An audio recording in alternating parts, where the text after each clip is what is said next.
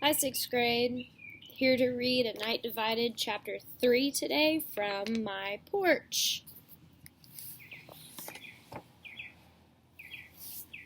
Where are you guys reading today? Chapter 3. It's often safer to be in chains than to be free. Franz Kafka, German author. It didn't take long for the government to realize that they couldn't guard the fence so heavily forever. Even with the fence and armed soldiers, people were still finding ways out. If things were bad in our city before, they would only get worse now. We all knew that.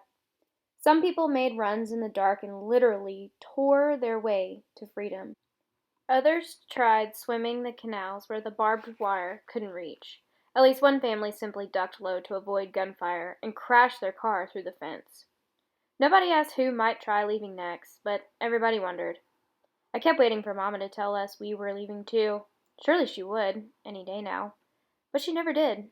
Maybe she had been a prisoner here long before the fence appeared. Protests started in West Berlin. They chanted and held signs and aimed their cameras at the Grenzers, who held up mirrors to reflect the sun into the camera lenses and ruin the pictures. Fritz, Mama, and I stood near the fence and looked everywhere. Among the protesters were Papa and Dominic, but we could never see them. "Have they forgotten us already?" I asked Fritz. He smiled, as if I'd told a joke, then reached down and ruffled my hair. "Papa would never forget us, Gerda." I kept staring, though every time I saw a face that almost was my father, my heart broke a little more. If he hasn't forgotten, then where is he? Fritz turned to Mama and lowered his voice so only the three of us could hear. "There's talk about an apartment nearby that sits right on the border. You can enter the back of the building from the east and walk out the front doors into the west. Go straight through the fence." Mama shook her head. "The government won't tolerate that for long. I don't want to be there when they come." And they did. Only a few days later the government bricked up all the lower exits of that building, thinking that would solve the problem. But then people started jumping from the upper windows, hoping the crowd below on the west side would help to catch them. Fritz was there a week later, watching from a distance, when a woman threw down a mattress and all her bedding from the third floor while our police banged on her locked apartment door. When the police got inside, she finally leapt out, but the cushions weren't enough for the hard concrete below.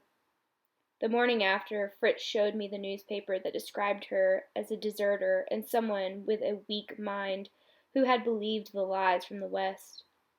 I barely breathed as I read the article, but managed to say, "She died trying to get free. Why don't they care?"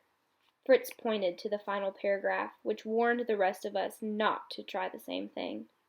"They care plenty, because they want everyone to know hers won't be the only death."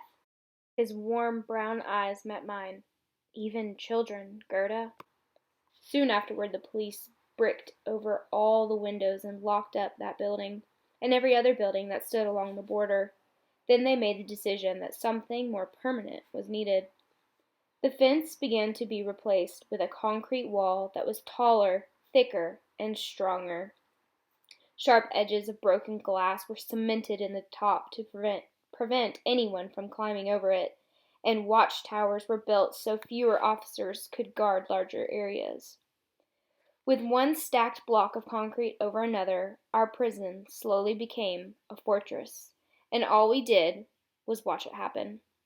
With each brick, my hopes faded until nothing was left. If there had been a chance of Dominic and my father returning, then the wall took that too. My school teacher taught us a new song that thanked our leaders for building a wall to keep the fascists out. I muted my glares and only mouthed the words when my teacher was looking. I couldn't bear to sing the lies. After a couple of months, the West sent tanks to watch their side of the border. So Russia sent tanks to our side of the border. The soldiers stared at one another through binoculars, each trying to guess which side would fire first. They all had fingers on their triggers. "One side has to back down, or we'll have a third world war," Mama said over dinner one night. The tone in her voice sent shudders through me, but I still mumbled, If the West wins that war, Papa could come home. Fritz kicked me under the table, but it was too late. Mamma looked up with eyes widened by dark memories. If the West wins again, then there'll be nothing to come back to, she said. Her eyes glazed over, and I knew she was remembering the things she had often described to us from the last war, the nightly bombings, constant hunger, and millions of deaths of both soldiers and civilians. Nobody wanted another war, not even if it brought the wall down. We will never be able to leave, Mamma said. The sooner you both accept that, the happier you'll be. I nodded back at her, but I knew I could never again be happy here, and I refused to accept my life inside a prison.